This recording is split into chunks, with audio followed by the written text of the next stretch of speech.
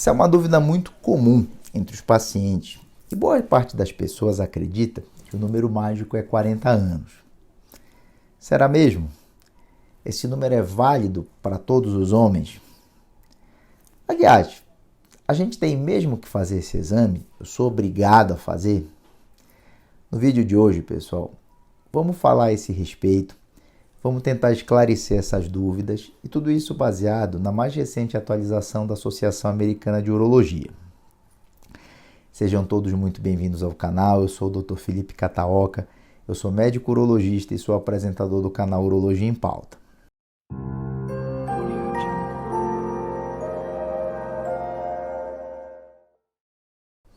Bom, pessoal, não é incomum que ao se aproximar dos 40 anos, o homem ou seus familiares próximos perguntem se já fez ou vai fazer o exame de próstata.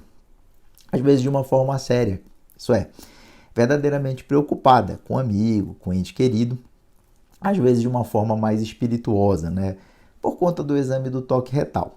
Inclusive, a gente tem um vídeo aqui no canal falando sobre toque retal, como que é feito, para que serve, enfim, esclarecendo todas as dúvidas que possam existir a respeito. Após esse vídeo, dá uma olhada no de toque retal, você vai ver que não é nenhum bicho de 7 cabeças. Bom, o fato é que para muita gente, além do medo do exame, tem também uma dúvida de quando que ele deve ser iniciado. A resposta, meus amigos, ela não é tão preto no branco. Quer dizer, não é algo tão simples e objetivo. A partir de uma idade X, todo mundo tem que fazer. Não funciona desse jeito, tá?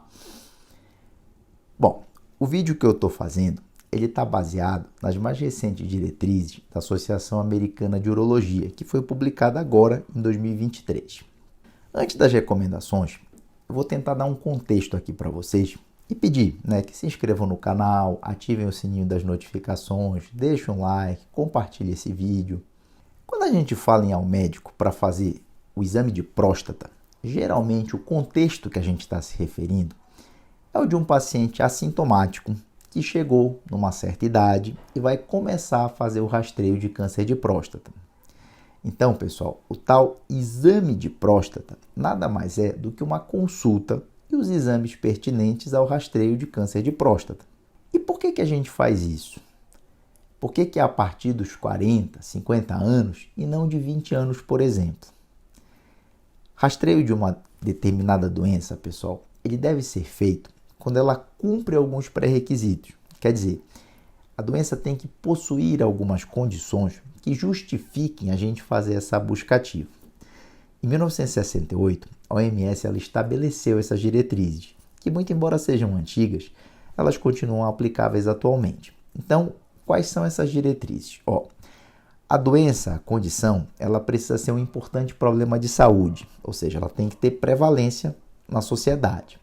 Ela deve possuir tratamento, deve haver facilidade de diagnóstico e tratamento. Ela precisa ter um estágio latente, ou seja, um estado assintomático, prévio. Deve haver algum exame diagnóstico para essa condição e esse exame ele deve ser aceitável pelo paciente. A história natural da doença tem que ser compreendida adequadamente. Deve ter uma política de tratamento definido. O custo de encontrar os casos deve ser economicamente favorável em relação a gente fazer o tratamento tardio. E a busca dos novos casos deve ser contínua e não um processo de uma vez por todas. Segundo esses princípios, que doenças que a gente poderia elencar para rastreio? Acho que a gente faz. Câncer de colo de útero, câncer de mama, câncer de cólon, que é o intestino grosso, e no caso de nós urologistas, o câncer de próstata. Então vamos tentar, pessoal, esclarecer as principais dúvidas. Primeira delas, doutor, eu sou obrigado a fazer rastreio? A resposta é não. Ninguém é obrigado a fazer absolutamente nada do que não queira. E aqui, pessoal, eu não estou me referindo só ao fato de que nossos pacientes são homens livres com capacidade civil plena. Eu estou me referindo do ponto de vista médico mesmo. O que eu quero dizer com isso? O que eu estou querendo dizer é que na prática mais atual, recomenda que a decisão pelo rastreio ela seja compartilhada entre o médico e o paciente. O médico ele deve explicar os riscos do rastreio, os potenciais efeitos colaterais dos tratamentos disponíveis. E o paciente vai decidir em conjunto. E quais seriam, doutor, esses riscos e potenciais complicações? Bom, Os riscos do rastreio são essencialmente o que a gente chama de sobrediagnóstico e supertratamento. Sobrediagnóstico é quando a gente diagnostica aquilo que não precisava ser diagnosticado. Quer dizer, a doença até existe, mas ela não tem significado clínico, ou seja, para o paciente não faz diferença. E supertratamento é quando a gente trata aquilo que não precisava ser tratado pelo mesmo motivo do sobrediagnóstico. Não tem significado clínico. O problema de tudo isso, pessoal, é que pode gerar morbidade, mortalidade, sem contar custos para você fazer investigação e instituir as terapias. E, doutor, quais são as potenciais complicações dos tratamentos? De maneira geral, quando a gente fala em próstata, as principais complicações seriam a disfunção erétil e a incontinência urinária.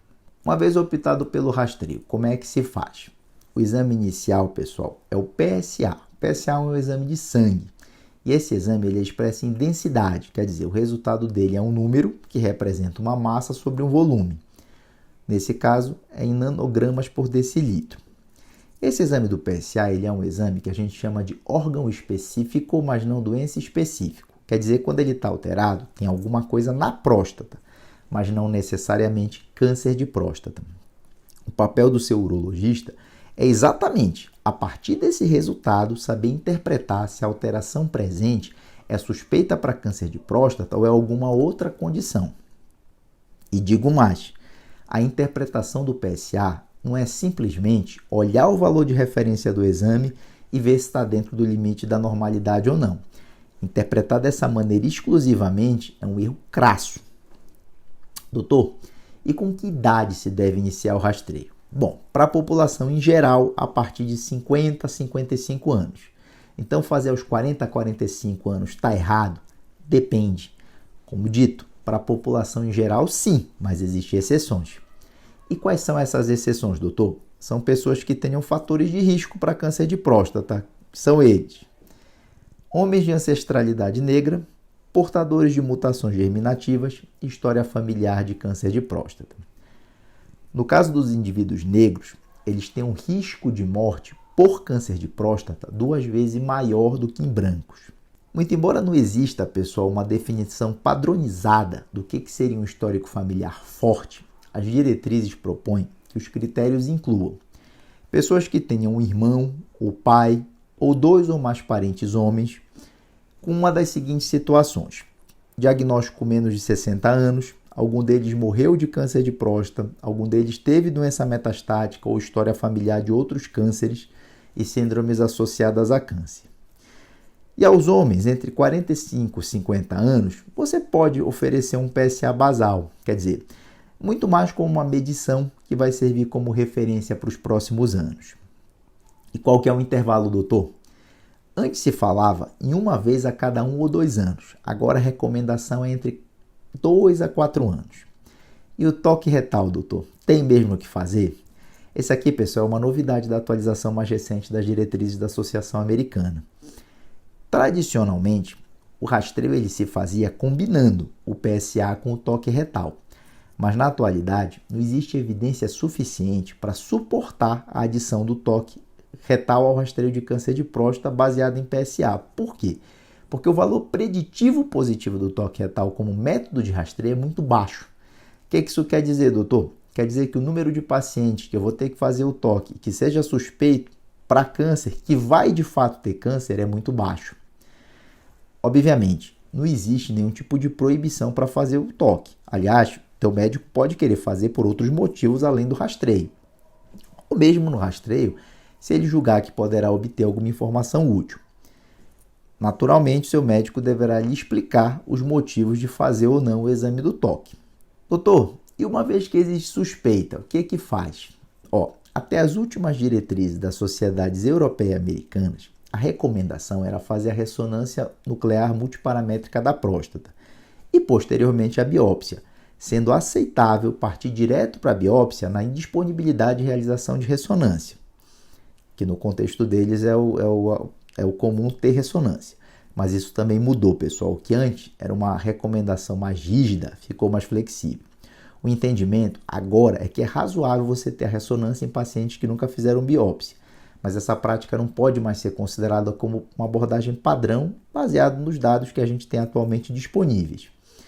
Ou seja, essa também é uma decisão, assim como o rastreio, que deve ser compartilhado entre você e o seu médico. Doutor, e uma vez iniciado, por quanto tempo deve ser feito? Bom, pessoal, não é uma regra absoluta, mas a maior parte das diretrizes recomenda que esse rastreio deve ser feito até 69 anos. E por que só até 69 anos? Porque a partir dessa idade é provável que esse paciente já tenha outras doenças que talvez sejam mais relevantes em relação a risco de morte. Devendo-se, obviamente, avaliar a expectativa de vida desse paciente e aí sim você vai individualizar a conduta. Entendam, meus amigos, os guidelines eles servem para nortear a conduta, mas medicina não é uma receita de bolo. Idade biológica não é sinônimo de idade cronológica. A decisão de continuar ou não rastreio é do seu médico e sua. Ao médico, cabe utilizar ferramentas de avaliação para embasar a manutenção ou encerramento do rastreio. Bom, pessoal, uma vez definido o diagnóstico de câncer, aí já passa para uma nova etapa. E para nós, novos vídeos aqui no canal falando a esse respeito. Eu finalizo aqui mais uma edição do Urologia em Pauta. Agradeço pela companhia e até a próxima. Grande abraço.